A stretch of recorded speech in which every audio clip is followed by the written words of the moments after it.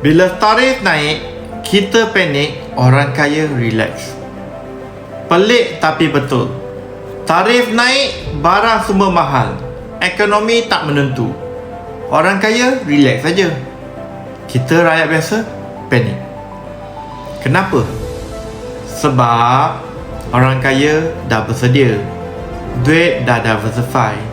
Aset dah beli awal. Duit sepadan ada banyak. Tapi kita gaji hanya cukup makan. Simpanan pun susah. Nak simpan RM50 sebulan pun susah. So sekarang bukan masa untuk menunggu. Kita kena mula, walaupun sedikit. Macam mana nak mula simpan duit?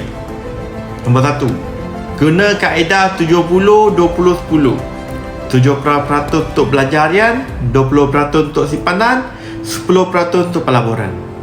Nombor 2, set auto transfer account ke bank lain. Setiap kali gaji masuk, jangan tunggu sampai hujung bulan. Simpan dulu, belanja kemudian. Nombor 3, guna app cek belanja.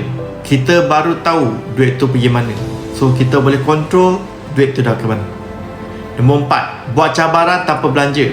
7 hari tanpa beli barang benda yang tak penting. Cuba dulu.